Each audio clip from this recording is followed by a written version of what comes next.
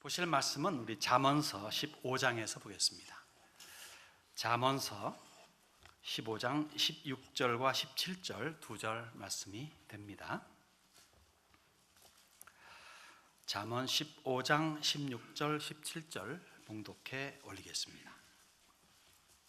가산이 적어도 여호와를 경외하는 것이 크게 부하고 번뇌하는 것보다 나으니라. 채소를 먹으며 서로 사랑하는 것이 살진 소를 먹으며 서로 미워하는 것보다 나으니라.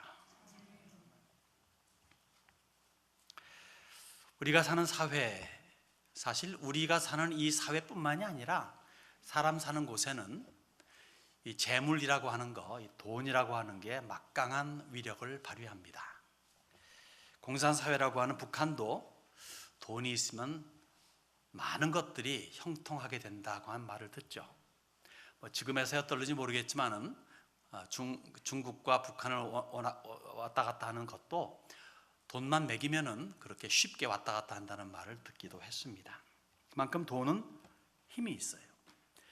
권세가 있다는 얘기입니다. 많은 것들을 가져다 주고 그리고 많은 것들을 누리게 해줍니다.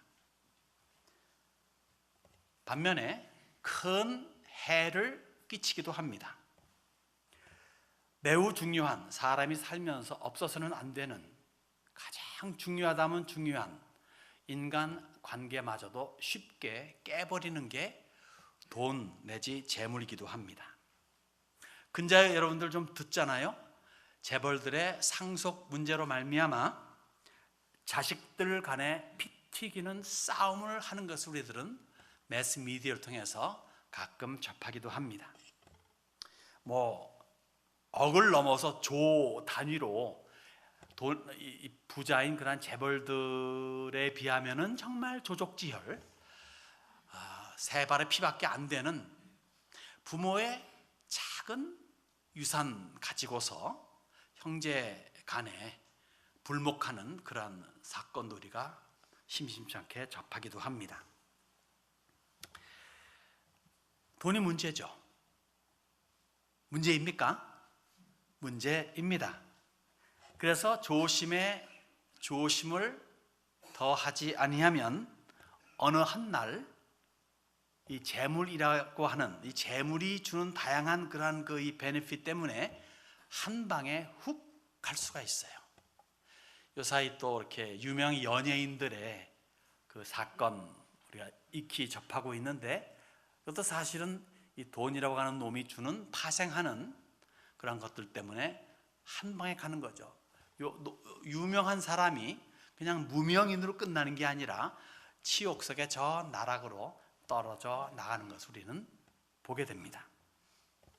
이것이 남의 이야기입니까?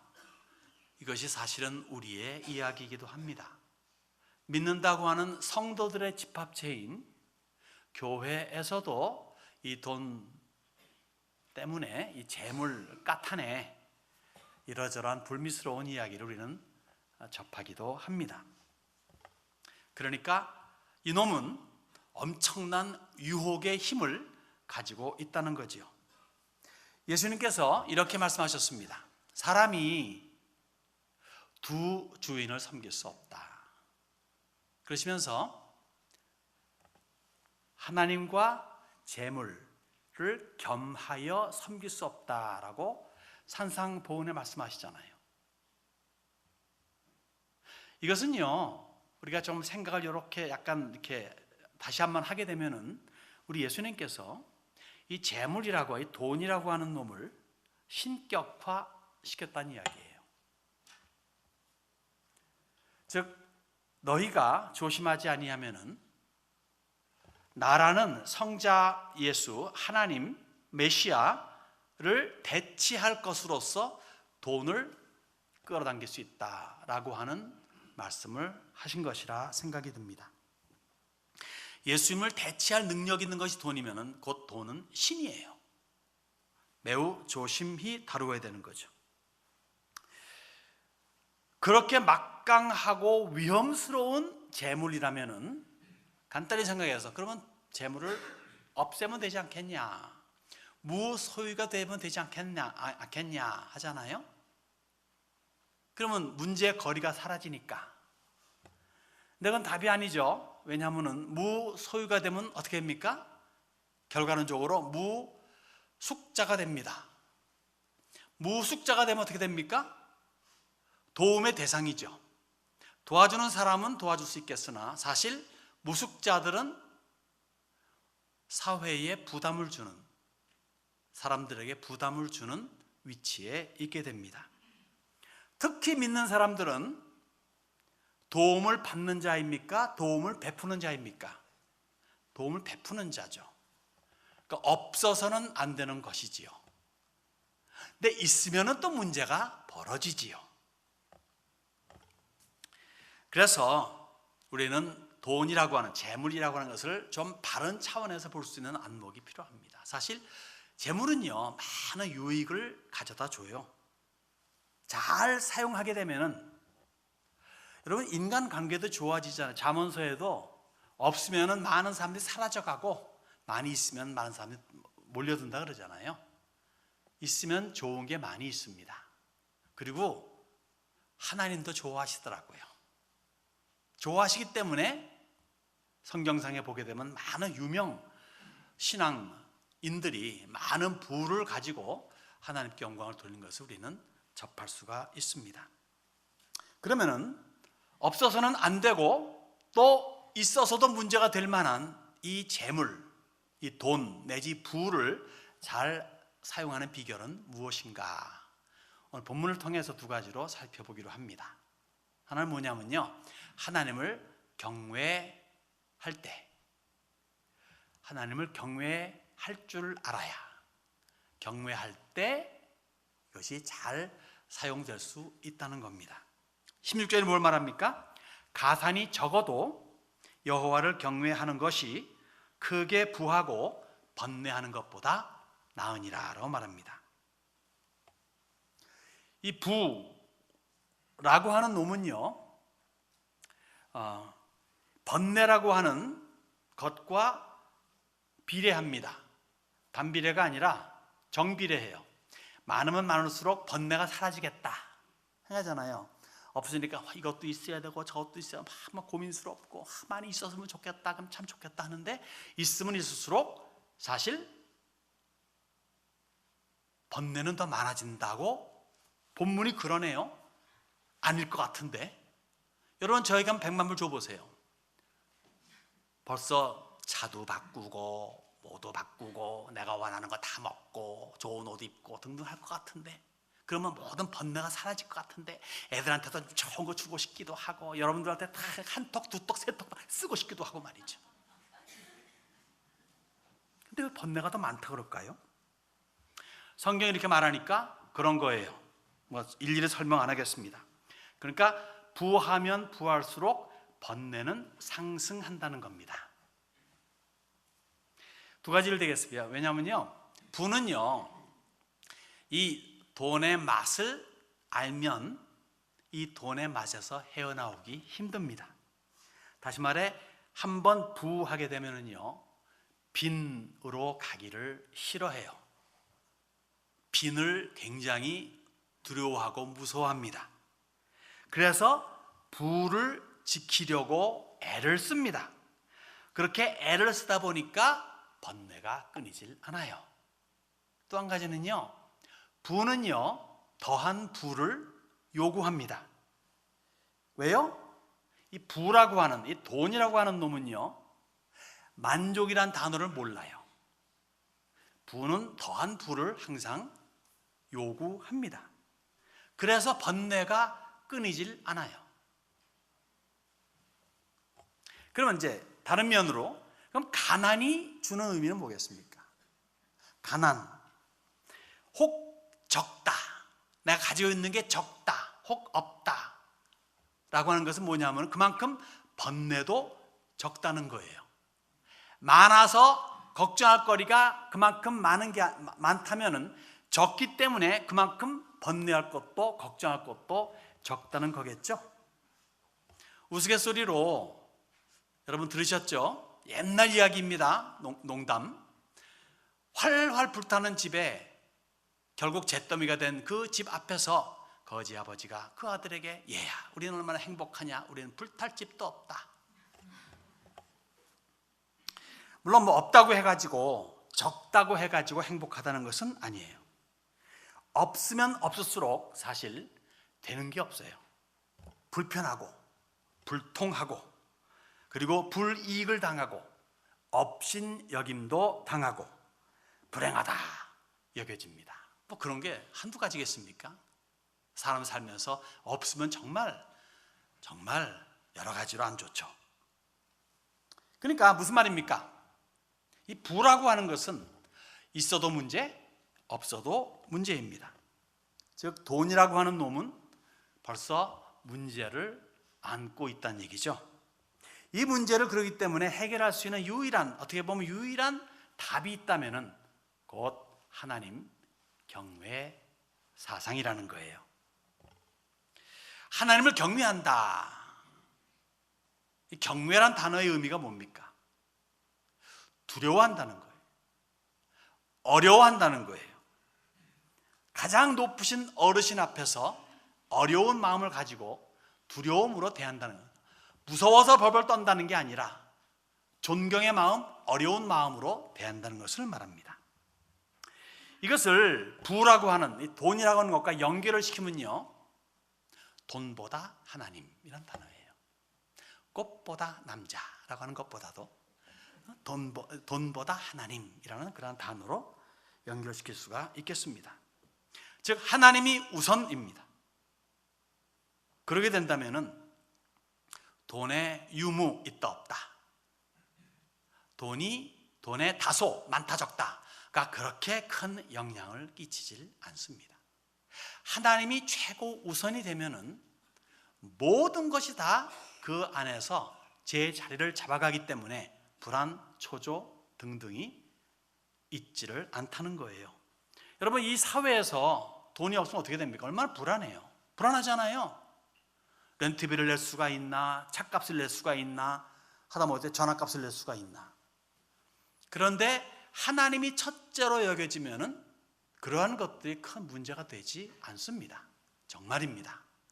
왜? 돈에 매달려 있는 돈의 종이 아니라 하나님의 종이기 때문에, 돈을 쥐고 있는 돈의 주인이신 하나님의 종이기 때문에 하나님만 바라보면 된다는 이야기를 말씀드리고 싶은 거죠. 이것이 하나님 경외의 사상이라는 거예요. 자, 보시면은 예수님께서 이렇게 말씀하셨습니다. 너희를 위한 겁니다. 너희를 위하여 보물을 땅에 쌓아두지 말라. 하늘에 쌓아두라는 거예요. 그러니까 보물이 있는데 보물과 관계없이 살라는 게 아니라, 무소유로 살라는 게 아니라, 보물이 있는데 그것을 하늘나라에 쌓아두라는 얘기예요. 물론 하늘나라는 보이지 않는 곳이 어떻게 쌓아둡니까? 은행에 저축하는 것도 아니고. 어쨌든 하늘나라에 쌓아두래요. 그러면서 무엇을 먹을까, 무엇을 마실까, 무엇을 입을까 염려하지 말라는 거예요. 왜? 하나님이 아신다는 거예요. 너의 필요한 것을 안다 이거예요. 그러면서 무엇을 요구하십니까? 먼저 그의 나라와 하나님의 나라와 하나님의 의를 구하라. 오직 하나님의 나라와 하나님의 의를 구하라는 거 아니에요. 먼저 하나님의 나라와 하나님의 의를 구하라는 겁니다. 그리하면은 아버지께서 다 알아서 해준다는 거예요. 내가 알아서 하는 것과 아버지께서 알아서 하는 것, 무엇이 더 강력하고 무엇이 더 속 시원할까요? 답은 여러분들이 잘 아시겠습니다. 아내가 사고가 났습니다. 이 아침에 병원에 실려갔습니다. 후다닥 남편이 병원으로 달려갑니다. 남편이 먼저 교회에 왔어요. 교회를 하려고. 아내도 뒤로 하고. 아내가 뒤미쳐 오다가 사고 났습니다. 오늘 예배 못 올 줄 알았죠. 근데 왔습니다. 하나님이 그 누구보다도 우선임을 여기서 보여주는 거예요. 그 하나님께서 그 아내를 어떻게 하실까? 뭐 답을 드릴 필요가 없겠습니다. 바울이 이렇게 신앙 고백을 합니다. 나의 하나님이 그리스도 예수 안에서 영광 가운데 그 풍성한 대로 너희 모든 쓸 것을 채우시리라. 하나님 때문에 장가도 안 간 사람이에요. 선교에만 올인한 분이 바울입니다. 그의 인생 끝부분에 가가지고 지금 자기의 평생의 삶을 고백하는 거예요. 나의 하나님이 그리스도 예수 안에서 나의 모든 쓸 것을 채워주셨걸랑, 채워주실걸랑, 앞으로 영원히 그럴걸랑, 이렇게 말씀하시는 거예요. 바울의 신앙 고백. 그러면서 우리들은 어떤 마음의 자세를 가집니까? 오늘도 돈 합니까? 여러분, 여기에서 예수님 말씀하신 거나 바울 사도가 말한 것이나 이 주어는 돈이 아니에요. 여기서 주어는 하나님입니다. 하나님이, 예수님이 그리스도 안에서, 이런 표현을 여기서 하고 있습니다.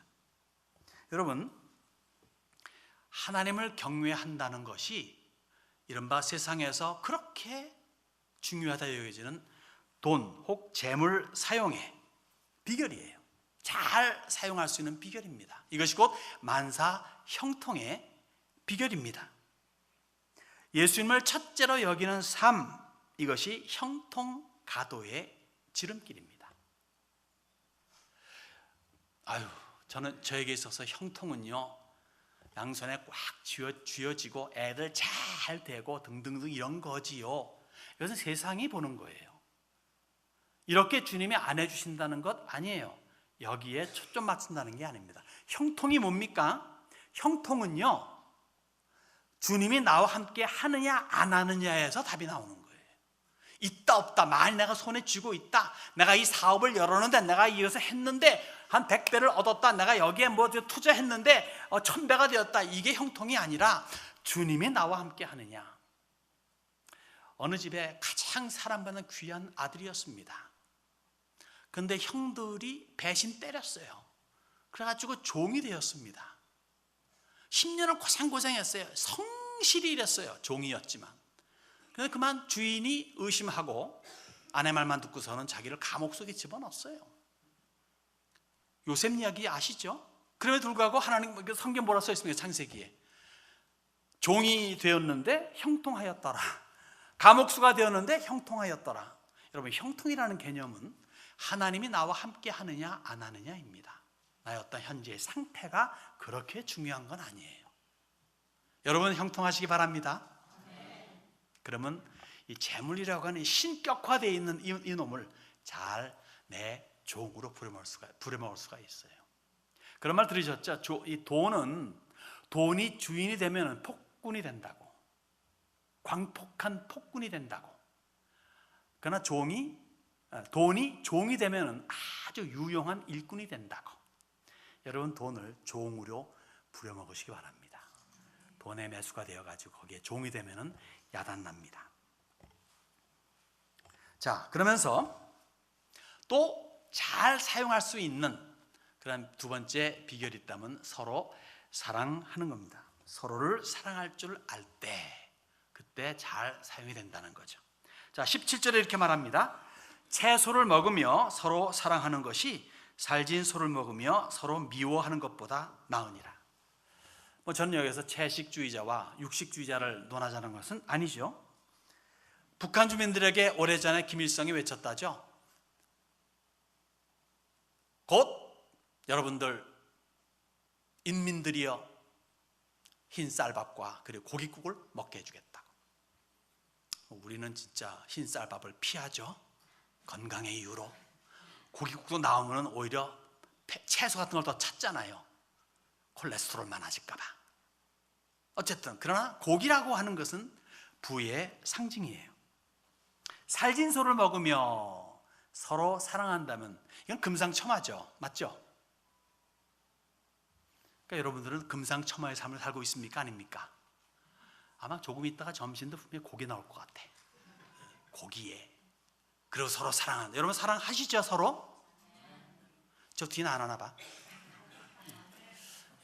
그러니까 채소를 하면서 서로 사랑하는 것이 부자가 되어가지고 서로 미워하는 건 낫다 그랬는데, 우리는 부자이면서도 서로 사랑하니 이거는 금상첨화 아니겠습니까? 그런데 일반적으로요, 이렇게 살아가는 사람은 그렇게 많지 않습니다. 현실 속에서는요, 부하면서 서로 사랑하는 것이 그냥 녹록지가 않아요. 그래서 둘 중에 만일 하나를 택하라고 한다면은 대다수의 사람들은 그러면 채소를 먹으면서 서로 사랑하겠습니다 라고 말은 하는데, 택하는 것은 고기를 먹으면서 서로 미워하는 걸로 택하더라고요. 현실은 그렇다는 거예요. 입술로는 나불나불 되는데 실제 삶에서는 안 좋은 것을 택합니다. 우리는요, 상부상조란 말을 우리는 잘 알고 있습니다. 상부상조, 서로 돕는다는 거예요. 물론 이 의미에는 이른바 애정, 컴패션 내지 사랑이라는 것이 이렇게 깔려 있어요. 사랑 없이는 상부상조가 안 되겠죠. 이것이 밑바탕에 깔려 있습니다. 그러면서 왜 그러면 서로 돕는다는 상부상조라는 것을 할까? 왜 상부상조 할까? 왜 서로 돕기를 할까? 한번 생각해 보셨습니까? 좋아서? 좋죠. 왜? 왜냐하면요, 부족해서 그래요. 부족한 것이 서로 있기 때문에 서로 도와야만 한다는 겁니다. 부족함을 느끼지 못하면 어떨까요? 그럼 도움 필요 없잖아요. 도움 필요 없으면 뭡니까? 나도 도와줄 필요가 없는 거지. 그 상부상조가 아닌 거예요. 과거에 우리나라 없던 때는요, 정말 상부상조 하더라고. 그런데 있으니까 벽이 높아지더라고요. 더 있으니까 벽 위에 철조망이 아니면 유리조각 깨진 게 쫙 올라가더라고요. 저는 우리 집 주변에 그런 집도 열어봤어요, 한국에서. 그러니까 친구도 못 사겨. 대문 속에 들어가면 거기에서 뭐 하는지 몰라, 한국에서. 없을 적에는 쌀인문이 있는지 없는지도 모르고, 그죠? 철수야 놀자 하면 휑 튀어나오고 그랬는데, 있어가지고 대문이 쫙 가로막히고, 그러니까 그 다음에는 친구가 생길 수 없겠더라고요. 완전히 통제된 사회 속에서. 없으니까 상부상조, 부족함을 느끼니까 상부상조예요.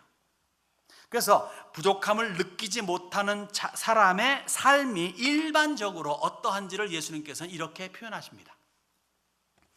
한 부자의 어리석은 행동이죠. 이 부자가 많이 벌었어요. 많았어요. 어떻게 할까 고민합니다. 그러다가 그래, 창고를 더 짓고 그다음에 이렇게 하자. 내가 내 영혼에게 이르기를, 내 영혼아, 여러 해 쓸 물건을 많이 쌓아두었으니 평안히 쉬고 먹고 마시고 즐거워하자 하리라. 누가복음 12장에 있는 말씀이죠. 우리가 잘 알고 있는 내용입니다.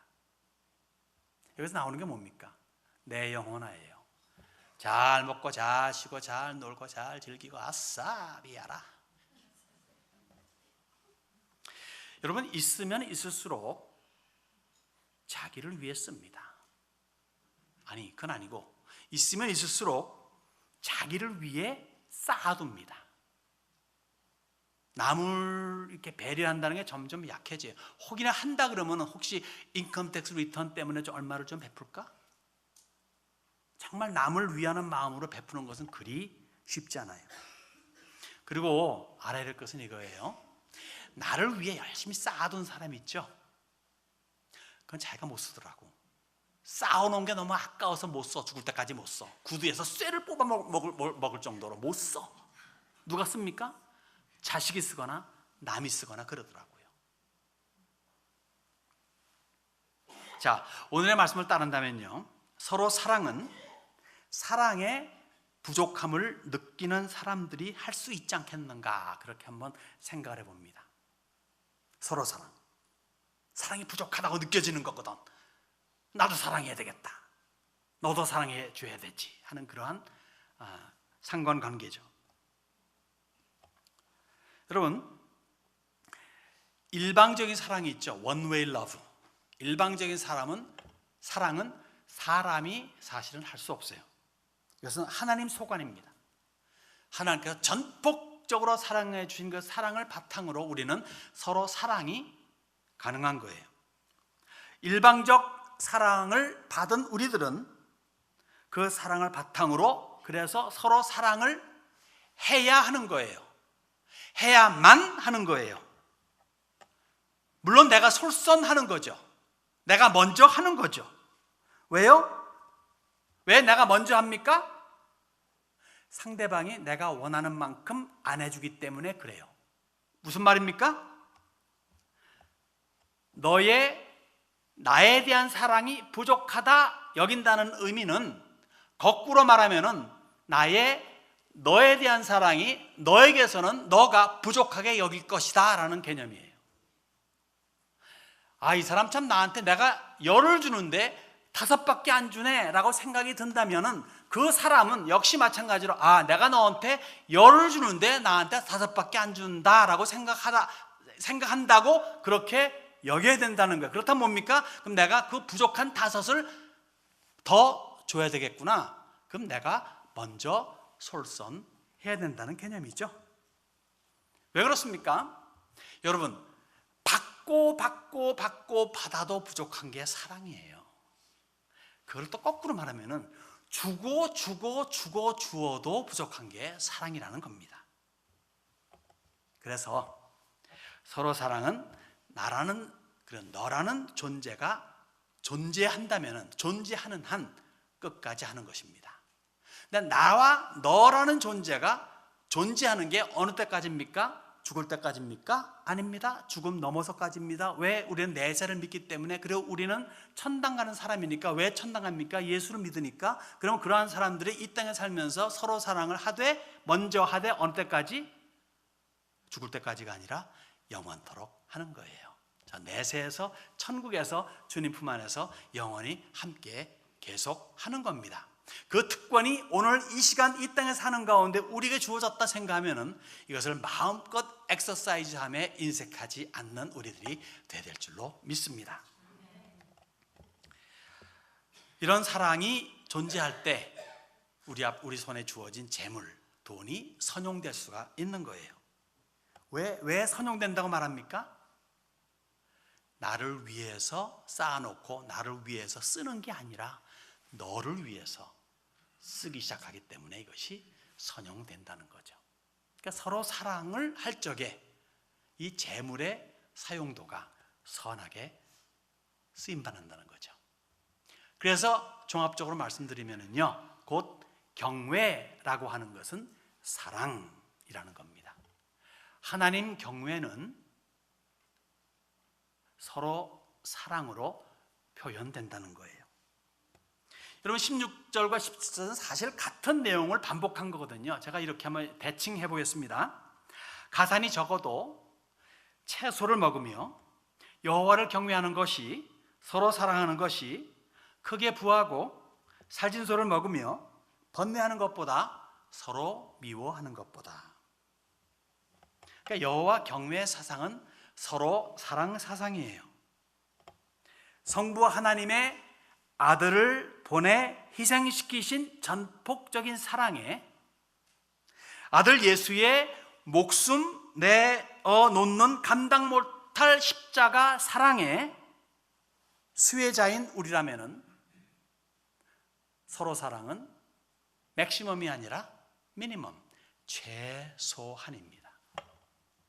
이것조차 못한다면은 성도라 일컬음 받을 수가 없는 거예요. 그러니 오늘날 성도라 일컬음 받으면서 성도로서 삶을 제대로 못 사는 사람들이 많다 여겨지지 않습니까? 거기는 초과 상태이기 때문에, 거기는 커트라인을 넘어 초과 상태이기 때문에 여러분들을 받아들일 수가 없어요. 여러분들은 서로 사랑만 해야 되는 그 룸에 들어가면 거기는 텅텅 비어서 거기 많은 사람들 쓸 수 있거든. 거기에 들어가신 여러분들 되시길 바랍니다. 자, 누구라 할 것 없이, 뭐라 할 것 없이, 또 기다릴 것 없이 사랑을 먼저 하고자 하는 여러분들이 되시길 바랍니다. 여러분 하나님 경외하시죠? 예수님 사랑하십니까?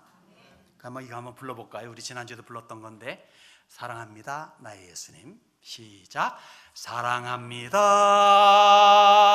나의 예수님, 사랑합니다 아주 많이요, 아주 많이요.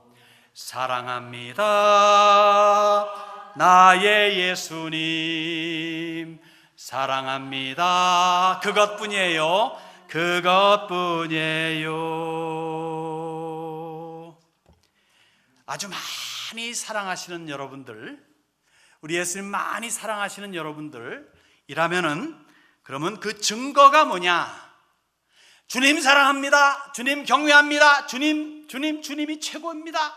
이것을 뭘로 표현하겠는가 할 적에 이것은 서로 사랑으로 표현된다는 거죠. 맞습니까? 그러면 일어나십시다. 일어나시죠. 일어나셔서 이 찬송, 우리 찬양 한번 부르겠습니다. 오래간만에 한번 불러보죠. 서로 사랑한다는 찬양입니다. 사랑하는 자들아, 우리가 서로 사랑하자. 서로 보시면서 사랑은 하나님께 웃으면서 속한 것이니 사랑하는 자마다 하나님께로 났도다. 우리는 하나님께로부터 비롯되었습니다. 독생자를 세상에 보내심은 의리를 살리게 하시려 화목제로 보내셨도다.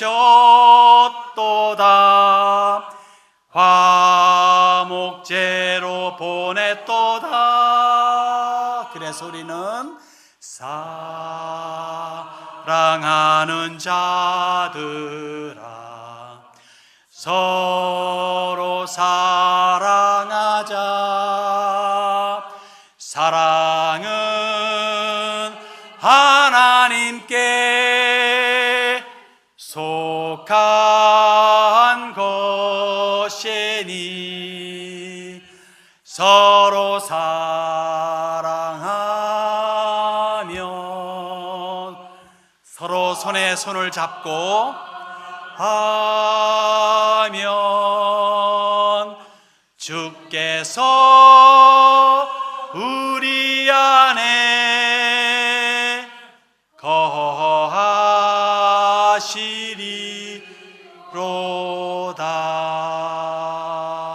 계속 손을 잡은 채로 우리 마지막 말씀을 듣겠습니다. 서 있는 채로.